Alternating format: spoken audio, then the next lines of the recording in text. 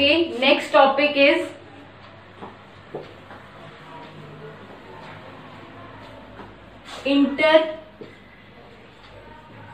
interdependence, macro and micro variable.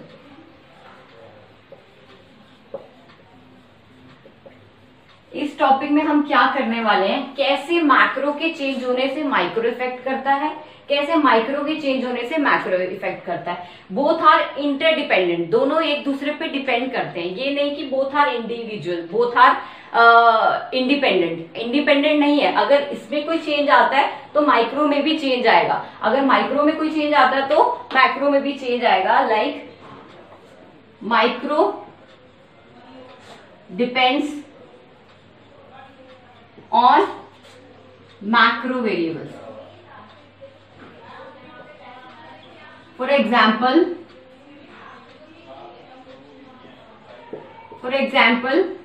when increase in tax rate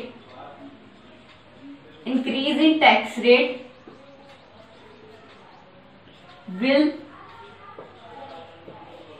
affect buying of an individual.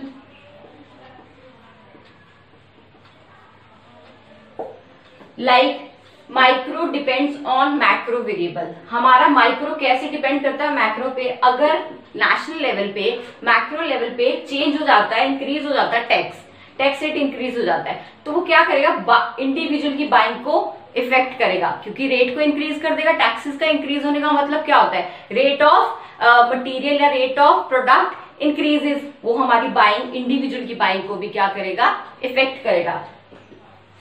Vice versa, macro also depends on micro variables. For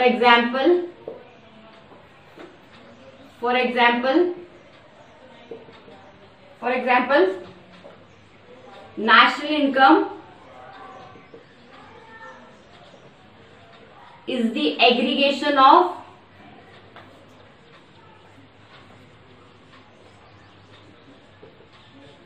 individual income.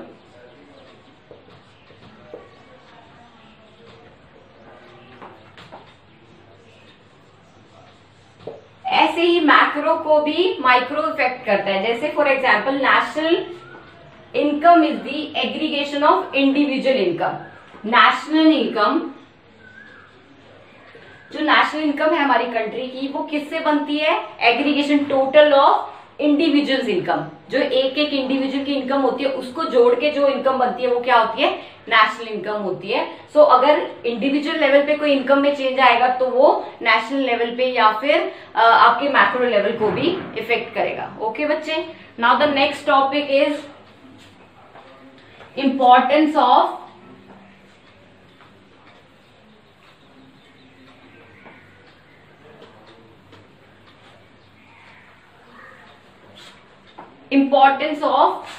significance, you can say importance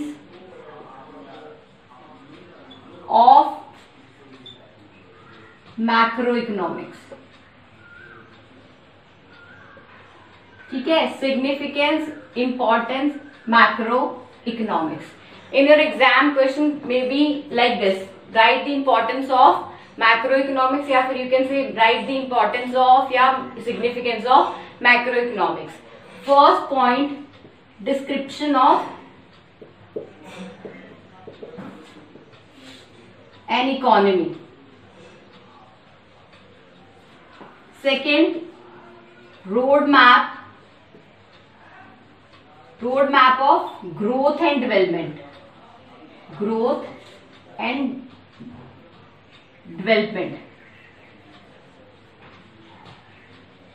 Third, balance of payment status।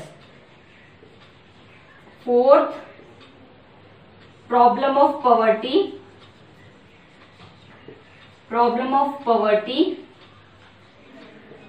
And environmental pollution, environmental pollution. Last one is fifth point is stability in the economy.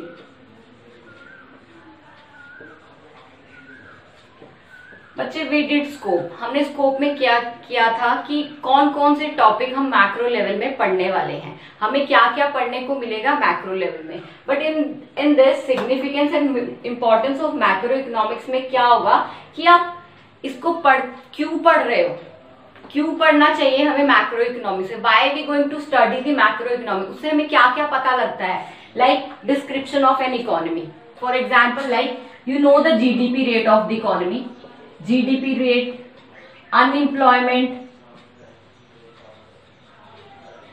employment, budget.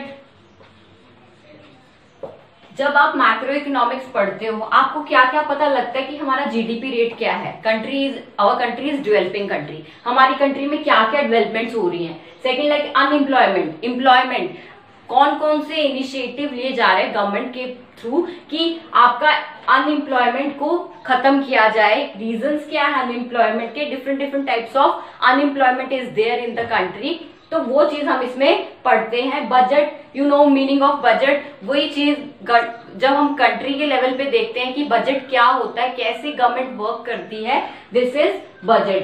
ये सब हम किस में पढ़ते हैं, macro economics. That's why macro economics is very important.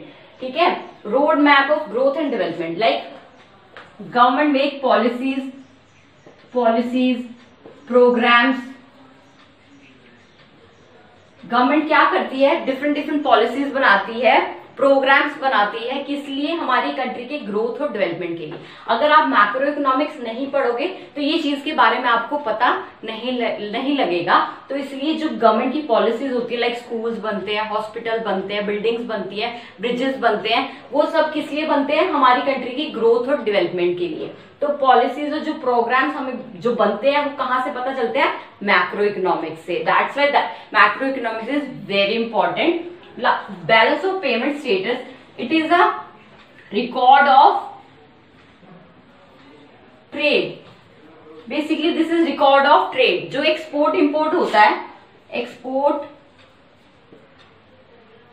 और import, जो export import होता है उस चीज का रिकॉर्ड होता है बैलेंस ऑफ पेमेंट. अगर आप मैक्रो इकोनॉमिक्स को पढ़ते हो तो आपको पता लगता है कि हमारी कंट्री में एक्सपोर्ट कितना हो रहा है, इंपोर्ट कितना हो रहा है. Like if the export is more than import then it's a favourable condition for the country.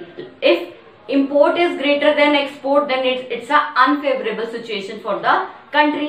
These type of terms knowledge you can get from the balance of payment status. वो हमें कहां से मिलती है, मैक्रो इकोनॉमिक्स से मिलती है. ठीक है, अगर हम ये चीज पढ़ते हैं तभी हमें इस चीज की नॉलेज होती है. ठीक है, problem of poverty and environmental pollution. हमारी कंट्री में कौन सी प्रॉब्लम है, पॉवर्टी, गरीबी है हमारी कंट्री में, और एनवायरमेंटल इश्यूज भी रहते हैं. तो ये सारे के लिए जो गवर्नमेंट प्रोग्राम्स करती है, इनिशिएटिव्स लेती है इसको खत्म करने, to elevate the poverty, environmental pollution, उस चीज के लिए जो गवर्नमेंट बनाती है, नॉर्म्स बनाती है, वो कहां से पता चलते हैं, मैक्रो इकोनॉमिक्स से. That's why macro economics is very important. Now the stability in the economy. Stability is like we have monetary policy, fiscal policy. This is implemented by RBI, monetary policy, and this is by government. We have two policy, monetary policy and the fiscal policy. Monetary policy is implemented by RBI. RBI बनाता है monetary policy को, fiscal policy को government बनाती है. ये क्या है, जब हमारी कंट्री में प्रॉब्लम हो जाती है इन्फ्लेशन की, महंगाई, डिफ्लेशन हो जाता है, मंदा आ जाता है, क्राइसिस हो जाती है, रिसेशन आ जाता है, तो ये लोग क्या करते हैं, इसको हमारी इकोनॉमी को स्टेबलाइज करने के लिए डिफरेंट मेजर्स को अडॉप्ट करते हैं. वो हमें स्टेबिलिटी इन द इकोनॉमी में पढ़ने को मिलता है या फिर समझने को मिलता है, वो किसके थ्रू, मैक्रो इकोनॉमिक्स के through. So that's all today बच्चे। This is the last chapter, this is the first chapter of your macro economics और this is the last topic. आपका लास्ट टॉपिक था इंपॉर्टेंस ऑफ मैक्रो इकोनॉमिक्स। ये chapter आपका खत्म हो गया है। That's all today. Thank you so much.